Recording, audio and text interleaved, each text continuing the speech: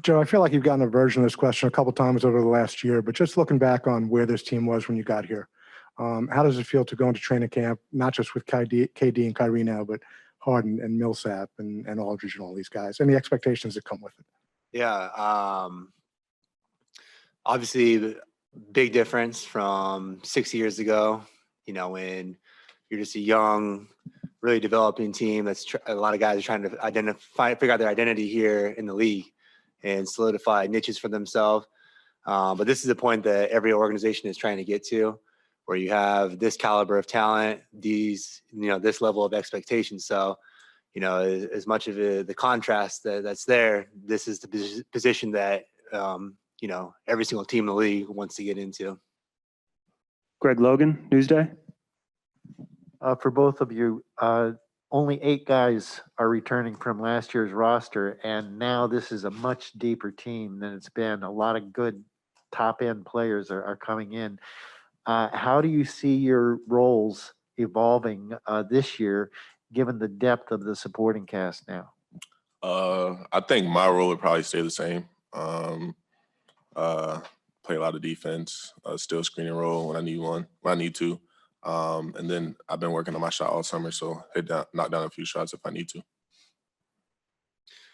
Yeah, I'd say just with the added depth, I don't think that they'll be quite as top heavy with the minutes with certain guys. Obviously we're going to rely a lot on Kevin, Kai, and James, barring any setbacks, health and otherwise. But for the rest of us, I think it'll be more of a collective spread, which I think will be to the benefit for us too. Other questions for Joe or Bruce? Go to Gerard Hector, True Hoop. Hey, Bruce, when James was in here, I asked him who gets to control the aux cord in the locker room for music. He said the young guys like you and Nick. So what's in the rotation as you get ready for training camp in this season? Maybe some Lil Baby, some Future. That's his dog, yeah. I guess I gotta say a Lil Baby. But if I get it, I might throw a little country on, but the I was gonna guys say your rotation is different than the guys don't want to hear that. Antoine Bancherel, L'Equipe. Bruce, I was wondering if you had a chance to talk to Sekou and the opportunity that he has here. Yeah, a little bit. Sekou's my dog, man. We was in Detroit together, so really close. Talked to him when he was there and now here. So talk to him, just tell him to be confident in his game, play his game, do what he has to do, and everything will take care of itself. Matt Brooks, Nets Daily. Hey, Bruce, you've told us multiple times this summer that you've been working on your three-point shot. How's that progression been going? It's going good, and I'm really confident in shooting the ball this year. So I think it'll be good this year for sure. Next question will be Bruce Beck, NBC New York. Joe, did the disappointment of the ending of last year linger with you? And are you more motivated than ever, both personally and on a team basis, to get back out there and pursue a championship?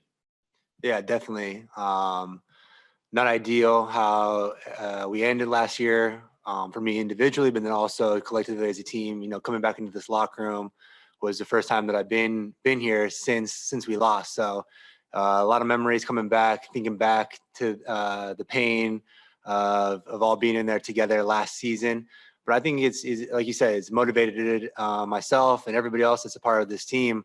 We have a hunger to come out and redeem ourselves and play longer than we did last season. We're not shying away again from speaking about having championship expectations, playing for a championship. We know what the caliber of this team is capable of doing, and so anything less, we'd be shortchanging ourselves. Brian Mahoney, Associated Press. Hey, Joe, you said it's a lot different than 6 years ago, obviously, around here. New York hasn't won a title in a major sport for a while, and can you imagine? You had to kick the idea a little bit that everyone's like, all right, the Nets can do it, because 6 years ago, you guys were probably the last choice someone would have picked to end that drought. Yeah.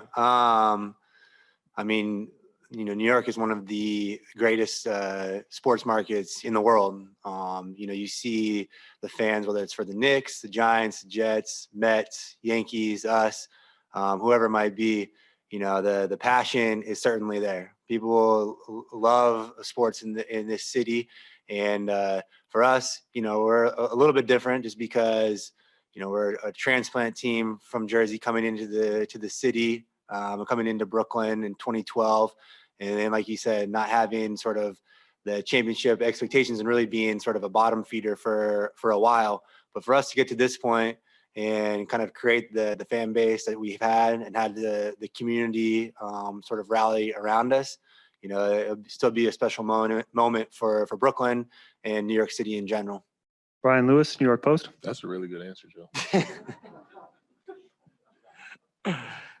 Joe, I wanted to follow up. I mean, you talked about how disappointing the end of last season was as a team and also specifically yourself. I mean, obviously you personally got beat up a lot on social media after that playoffs. I'm curious, but you're not really that active on social media. I mean, did that help you at all in moving past it because, you weren't going down that rabbit hole on social media, or does that not really play a role in how long it took you to kind of move past that and get over it? Yeah, I mean, even though I don't have social media, it still doesn't mean that, my mom and my sisters beat me up pretty good after that series. So, I don't really need to go on Instagram to hear it from anybody. But that's just the way it is. I think even over the course of the season, you're going to have bad spells. People will probably be pretty tough on you, but that's, I'm a fan too. I watch the Seahawks games and I catch myself, getting pissed off at the DBs when they make mistakes, and you forget that, they're humans at the end of the day. Like, mistakes are bound to happen at some point. But for me personally, I don't really get caught up too much in a lot of that stuff, whether it's good or bad. I really just try and focus on doing my job, doing it the best that I can. And, I know that I'm capable of playing better than what I showed at the end of last postseason. We'll go to Zoom for the next question. Christian Winfield, New York Daily News. Hey, what's going on, Joe? What's up, Bruce? Good to see you both, even if it's on Zoom. Joe, kind of following up on what you were just talking about, does your offseason preparation change at all given the way last season ended, or is it just keeping everything the same and just knowing that the shots are going to fall next time? Yeah, my offseason preparation was very similar as it has been in years past. I took a little bit more time off at the end of this season than I would in a normal season, but a lot of it had to do just physically trying to kind of recharge after having such a condensed season. We all played a lot of minutes, especially there through that series with Milwaukee. We're definitely banged up, so it's good to take some time just physically recharge. But then once the body felt good, I was back in here. A lot of the same stuff that I've done in years past. Guys have kind of been in and out, but we've had a lot of good workouts here, especially for the last month and a half. Mark Sanchez, New York Post. Hey guys, Mark Sanchez with the Post. We've been asking a lot of the guys about Kyrie, who's obviously not here. Do you guys have any concerns about whether he'll be able to play home games, and have you guys talked with him about the vaccine? Bruce. I have no concerns. Yeah, I don't have any concerns either. And then, no, haven't talked to him about the vaccine. Back to Zoom, Chris Mulholland, Nets Daily. Hey, what's up? This question's for Bruce. Obviously, Bruce, with your experience with Sekou Doumbouya, what type of aspects of his game do you think could really benefit the squad? Really, he's positionless too, also, as I am. He can play 1 through 5, shoot the ball a little bit, be a big in the paint. So really being positionless.